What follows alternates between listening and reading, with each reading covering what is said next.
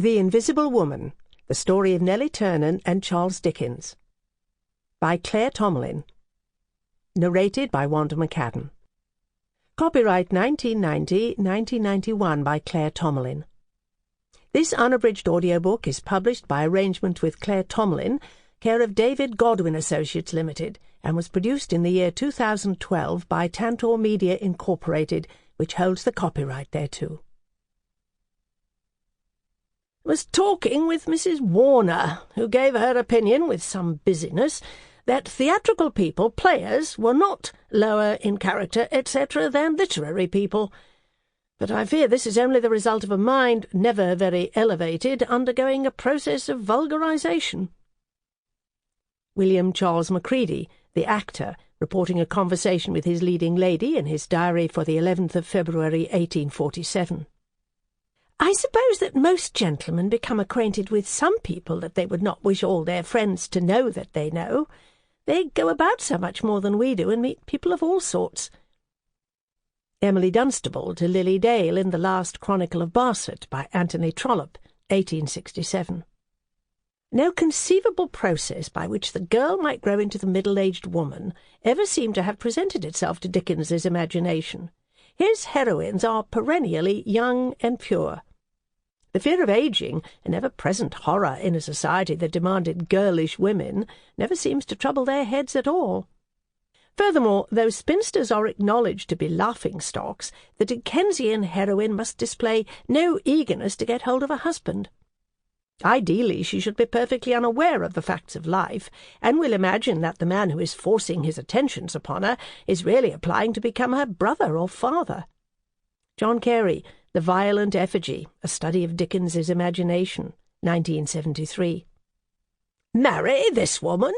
Marry at 18 an actress of 30? Pah! Pah! I would as soon he went into the kitchen and married the cook. Major Pendennis in The History of Pendennis by William Makepeace Thackeray, 1850.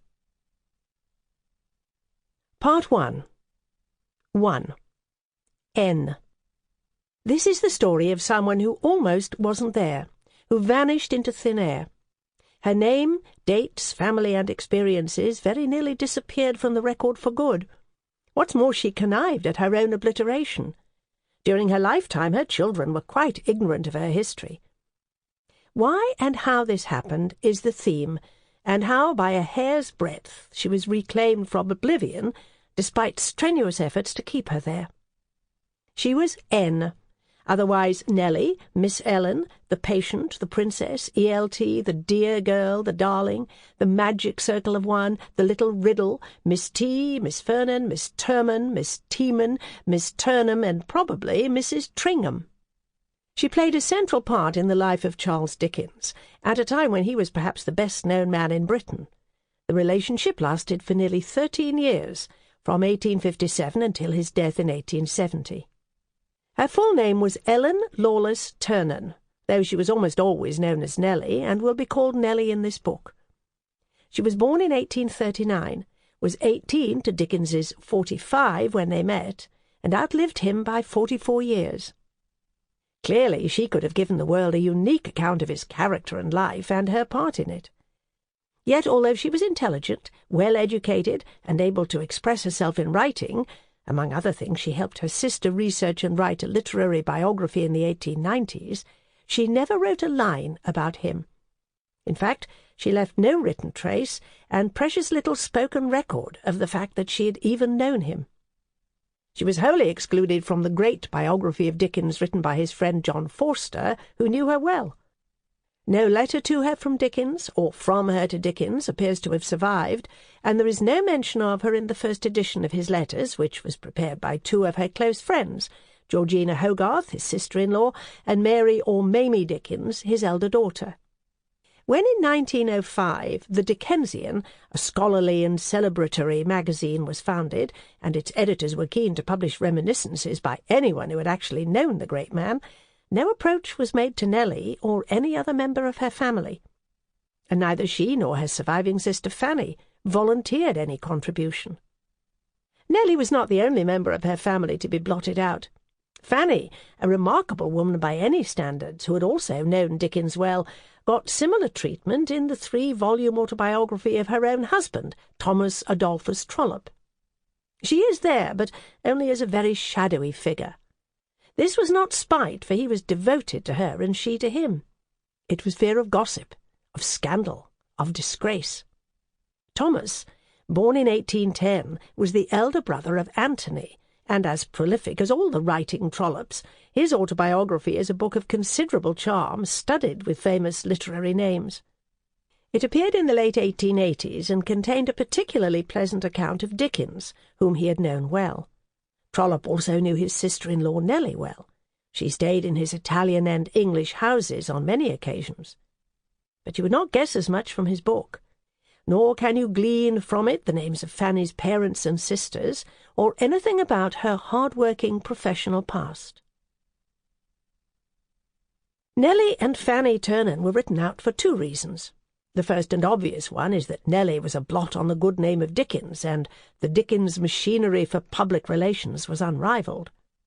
Dickens wished to be, and was, generally worshipped — the word is not too strong for a person who evoked comparison with Christ at the time of his death — as a man of unblemished character, the incarnation of broad Christian virtue, and at the same time of domestic harmony and conviviality. The jolly domestic part of his reputation had been acquired young, through his early novels, and his notably exuberant and hospitable family life. It had been crowned by his Christmas stories, and never dislodged. It came to exasperate his percipient daughter Kate, but the very fact of her exasperation shows how firmly the legend was established and sedulously kept going in the reminiscences of his more pious children. Amazing as it now seems, the break-up of his family left it unaffected. Dickens preserved his renown as the jovial keeper of hearth, home, children and dogs at Gad's Hill, even as he was ridding himself of wife and children. The public swallowed the carefully maintained domestic image, but it would have been too much to expect it to accept the presence of Nelly in Dickens's life. There is evidence that he himself wavered about this point once or twice, but his friends did not. They made him see the impossibility of any public acknowledgment of a relationship with her. They were also, as a body, remarkable for their loyal silence. Forster's decision not to name or explain her in the biography has been mentioned. It left an emptiness in the chapters covering the last years of Dickens's life, which no subsequent biographer has been able to fill properly. Wilkie Collins, himself a master of the discreet irregular ménage, remained totally discreet about his friend, as did Frank Beard, who was doctor to both Collins and Dickens, and can't have failed to know their private circumstances. So did the other young man who undoubtedly knew something, the journalist George Augustus Sala and Edmund Yates, and Dickens's manager George Dalby. So did Harry Wills, Dickens's assistant on his weekly magazine and his confidant in all private matters. Wills and Collins failed only in not destroying all Dickens's letters to them, some of which contained indiscreet remarks. Dickens's large circle of theatrical friends was also staunchly reticent. The best of these, the retired tragedian William Charles Macready, should, in theory at any rate, have particularly regretted the circumstances of the case, because Macready had struggled all his life to raise the tone of theatrical life and the reputation of actors and actresses. And yet here was Dickens, involving himself with a young actress to the danger of both their reputations. It confirmed all the stereotyped views of the profession. Not only that, Nelly was the daughter of an esteemed colleague of Macready. He had known her father, and acted opposite her mother through many seasons. This leads us to the other reason for the blotting out of the name of Ternan. The Ternans were a theatrical clan. Nelly, her 2 sisters, her mother, her aunt, and her grandmother were all on the stage, mostly from infancy upwards. They were part of a subculture of British life, which throughout the 19th century was viewed by the rest of society with at best equivocal feelings, at worst alarm. "And you know that this person was on the stage, and you introduced her into my son's family?" The words are put by Thackeray into the mouth of a grandmother who discovers that the modest and blameless family governess was once on the stage. "Pack your trunks, viper, and quit the house this instant," she commands, and the governess's admirer, a respectable young doctor, drops her at the same point with bitter words of blame. Thackeray himself isn't taking sides. The governess is a victim, but she is also deceitful, and the theatre is an immoral place. He lets her marry her widowed employer, but he's a bit frightened of her cruel ambition. The jump from actress to governess to lady of the house was made in reality by Fanny Ternan 6 years after Thackeray's story appeared, and Dickens was in some sense the agent of her change, since it was he who recommended her as governess to the child of his widowed friend Tom Trollope. After the marriage, which took place within 5 months of her appointment, neither Fanny nor anyone around her breathed a word about her past career again. Deceitful, perhaps. But the point is that they felt it as necessary to practice this deceit as Dickens felt it necessary to hide his association with Nelly. The Ternan sisters effaced their theatrical past because it was such a liability, because it prevented them from being seen in any light but a theatrical light, and a theatrical light was one that blotted out everything else, disqualified them from any other consideration. Or so they believed. It may seem extraordinary, incomprehensible to us now. It becomes less so if we go back and examine the world in which they were raised and the assumptions made by the people they lived among. The fact that Nelly always expressed particular dislike for the work of Thackeray suggests that she may have recognised and winced at the accuracy of his picture. And actresses, ex-actresses, and the children of actresses make many appearances in his pages. The dancer-turned-governess has shared the stage with ladies who allowed themselves to be installed in cottages in Regent's Park by rich men. Emily Fotheringay, star of the provinces, dazzles innocent young Pendennis and nearly leads him astray with the help of her scheming old Irish father. Morgiana Crump is the daughter of a dancer who has been married to her aristocratic lover's valet, paid off in turn with a public house and a dowry for the child. Becky Sharp in Vanity Fair is also the child of theatrical folk, and is herself a terrific mimic, a skill she uses to ingratiate herself on her upward social path. Thackeray loved the theatre, and was fascinated by it for exactly the reasons which made the Ternan sisters escape from and deny it. It existed outside the world of Victorian middle-class values of careful self-respect and dignified self-improvement. It appeared to be sexually emancipated, in that it displayed women who were willing to show themselves off, tendering a promise of sophisticated pleasure. Its market values were also more down to earth, some would say more honest, than those of the drawing-room. Thackeray, Dickens, and Macready all belonged to a club named for the great 18th-century actor David Garrick, founded in 1831 with the particular purpose of bringing together the patrons of the drama and its professors, and becoming a place in which actors and men of education and refinement might meet on equal terms. This was certainly one of its chief attractions for Dickens, who had a passion for the theatre, and made serious preparations to go on the stage professionally himself in 1832. He was an early member of the Garrick, elected in January 1837 when he was only 24 years old, already a successful and distinguished writer, and newly married. The professors of the drama mentioned in the prospectus of the club were all, of course, male, although David Garrick was never averse to the company of actresses. Yet the idea of a woman member of the Garrick Club was unthinkable, and still is today. For women, patrons and professors of the drama, equal terms have meant simply that the walls of the club are hung with portraits of actresses. Pictures are one thing, people quite another.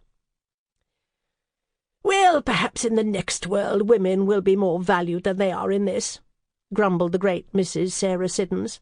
She knew exactly how equivocal was the admiration accorded even to great actresses.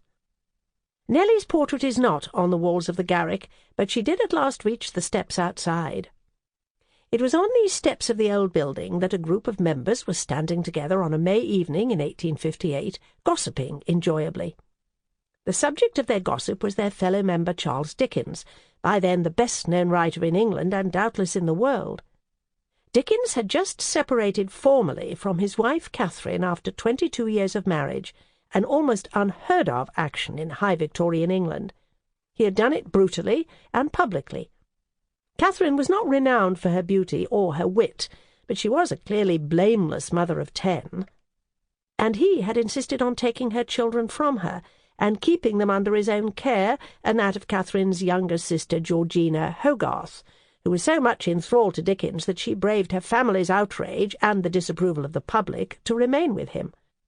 Only the eldest son Charlie defied his father and declared he would make his home with his mother. Dickens was now in the process of quarrelling with anyone who did not accept his version of the separation without question or murmur. He attributed it to a deep and long-established incompatibility between himself and Catherine, made worse by her failure to take any interest in her own children. According to his account, which was backed by Georgina, she did not love them. Dickens went so far as to say that Catherine herself had long desired a separation, and that she suffered from a mental disorder. This was flagrantly untrue, as anyone who knew the family could testify, but he was beyond the reach of reason at this point. Gossip had it that Georgina was the real cause of the trouble, and it was this that was being discussed at the Garrick. The idea of a member of the club so distinguished for his celebration of the domestic virtues being caught out in a love affair with a young sister-in-law was certainly scandalous enough to cause a stir of excitement. As Dickens's fellow author and member Thackeray arrived for the evening, he was asked for his opinion. At once, and authoritatively, he denied that the sister-in-law was the cause of the trouble. He had been told the truth at Epsom races. The affair was not with her at all. "No," says I, "no such thing. It's with an actress." Thackeray's inner reaction, which he set down in a letter to his mother, was dismay at what such a lapse might do to the always slightly precarious reputation of literary men. "Oh, dear me, it's a fatal story for our trade." When Thackeray's words were brought to Dickens, who was equally sensitive to the reputation of the literary trade, he sent him an angry denial. Thackeray obviously did not believe it, and the two men ceased to be friends. They had further reasons for falling out, but Thackeray made a point of being cordial to Mrs. Dickens and showing her continuous courtesy and kindness. We hear of her dining at his house in later years. Dickens was left with his denial, and Thackeray with the view that the man was frantic, half mad about his domestic affairs. Early in June the story reached the New York Times. Its London correspondent reported that all London had for some time been rife with legends concerning Dickens and an actress, with whom it was at last affirmed that the author of David Copperfield had eloped to Bologna. The paper went on to say it was all a lying scandal. This was probably not much comfort to its subject. Dickens, as is well known, published a statement both in the Times and in his own magazine Household Words. It appeared a few days after the New York Times story, in which he denied all the allegations against him. He also forced his in-laws to retract their accusations as a condition for making a proper settlement on Catherine, and he never acknowledged thereafter that he had any private connection with any actress. He was so successful in imposing his version of what had happened on the world that when, 60 years after his death, it was first publicly stated that he had kept a mistress and that she had been an actress, the British public was deeply upset and outraged, and there was a general tendency to protest that it could not be true. In my own family, my grandmother's distress is still remembered. Nor was Nelly very kindly treated on her first appearances in print. From being too bad to be mentioned at all, she became mentioned chiefly to be blamed for her failure to give Dickens what he had hoped for. Wrong to succumb to Dickens, wrong in failing to make him happy, wrong finally because she said later she regretted the whole thing. This became one popular view of her. Mercenary and cold were two of the regular allegations made against her. Edmund Wilson, the most brilliant and influential of Dickens's 20th century critics, saddled her with the character of Estella, the girl reared to torment the male sex in Great Expectations. He suggested Nelly was frigid, indifferent, petulant, spoiled, and proud. He also wrote that money was one of the things that Ellen got out of her liaison with Dickens. True, though not necessarily as disgraceful as Wilson seemed to think. With a last glancing blow, he added that it seems to be the general opinion that Ellen was neither so fascinating nor so gifted as Dickens thought her. He returned to the attack in 1952 in his foreword to Ada Nisbet's short scholarly study of the evidence for the Dickens-Ternan affair. This time he called her not very imaginative or sensitive and not very much interested in Dickens, and held her responsible for leaving him without human contacts, though he did concede that she may not have been so bad as that in his concluding sentence. Wilson's remarks were followed by Edgar Johnson's massive biography of 1952, which has become the standard one. Johnson approached Nelly more cautiously, in flutters of rhetorical questions. Did he, that is Dickens, suspect her of being calculating and mercenary? Was his tenderness shot through with the bitterness of disillusion? He asked in what abyss of personal agony Dickens learned about cold obduracy and love without tenderness or illusion, and whether the promised fictional struggle between Helena Landless and Jasper in Edwin Drood might refer to a real struggle between Dickens and Nelly. On some points Johnson was absolutely clear, though. Dickens had won Ellen against her will, wearing down her resistance by sheer force of desperate determination, and there was no doubt that she failed his need. In the scale of things, Nelly is not an important person. No one would have begun to think about her were it not for Dickens, standing like a giant over the Victorian age, the creator of a dramatic language for his characters that fixes them forever in the mind, and of great set pieces that speak directly to the reader with a verve, a confidence, a springing rhythm, and individuality no other English novelist can rival. But just because Dickens chronicled and charted so much of the life of his generation, and protested against so many of its wrongs, his failures and omissions seem all the more striking. He turned his attention onto his own childhood to such good effect that the vulnerability and resilience of children is one of his most common and confidently handled themes. Against this, his difficulty when it comes to creating credible women stands out sharply. Grotesques he can do, Sarah Gamp and Mrs. Gummidge. Before normal female flesh and blood he falters. As his own daughter Kate said, "My father did not understand women." Whether Dickens understood the woman in his life about whom we know least any better than the others seemed a question worth looking into, even if the material was slender. That was my point of departure. Very soon the quest became something different, its connection with Dickens more tangential. I found, of course, that Nelly's story starts long before her meeting with Dickens, and continues long after his death. It is full of surprises, and in parts is as curious as one of Dickens's own plots. It casts light over a whole area of 19th-century life, which is still very shadowy. First the world of professional actresses, then the world of women who knew themselves to be bad, and were condemned by respectable people. These are not areas much explored by Dickens, perhaps because he felt them to be too painful, too raw, too dangerous. He knew that in fiction his readers had to be told that bad women came to bad ends. Nelly, flanked by her two remarkable sisters and her courageous mother, is a small piece of reality to set against the omissions and evasions of Victorian fiction. A complicated and resourceful young woman who was very nearly crushed by the huge weight of Dickens on her life, and who fought to save herself in the only way she knew. Biographies of Dickens appear at a rate of rather more than one to the decade. There have been 6 major ones since the war, buttressed by a great many studies, 2 volumes of biographical reminiscences of his contemporaries, a Dickens index, and a complete chronology of his life. More important than any of these is the Pilgrim edition of his letters, which, as I write, has reached its 6th volume and the year 1852, a work of impeccable and exhaustive scholarship, which offers not only the best key to Dickens's personality, but also to any reader who cares to browse in its thick underlay of footnotes a rich general impression of the age in which he lived. The great man and the great writer deserve no less. Yet no one can read Dickens without absorbing his interest in the apparently insignificant, the lesser figures at the edge of the picture, the unknown men, women and children inhabiting the uncharted areas of English society. The poor and the shabby genteel, those who thronged the packed, dirty London streets and the packed, dirty places of entertainment, those who hung on to respectability by their fingernails, and those who let go. One reason for his popularity was precisely this, that his sympathies were with the little people rather than the great.